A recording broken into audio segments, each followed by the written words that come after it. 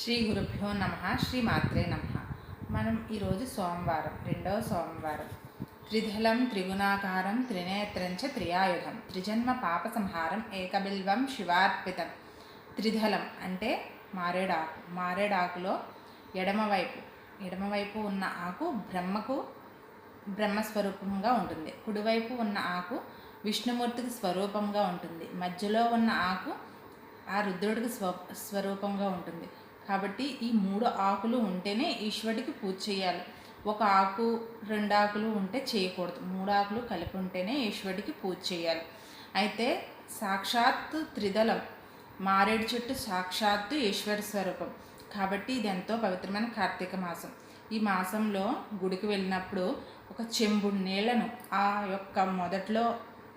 చెట్టు మొదట్లో వేసుకొని చక్క మారేడు చెట్టు చుట్టూ తిరుగుతూ ఓం నమ శివాయ అంటూ 3 ప్రదక్షిణలు చేసి అక్కడ కూర్చొని మీకు వచ్చిన స్తోత్రాలు అవి జపం చేసుకోవడం వల్ల పాజిటివ్ ఎనర్జీ అనేది మీకు సొంతమవుతుంది.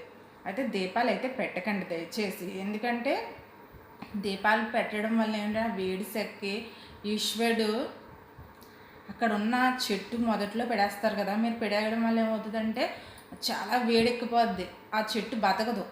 కాబట్టి దీపాలు అవి పెట్టకుండా మీరు చక్కగా మీకు వచ్చిన స్తోత్రాలు అవి చదువుకొని కూర్చొని పాజిటివ్ ఎనర్జీ మీకు సొంతమవుతుంది. స్వస్తి.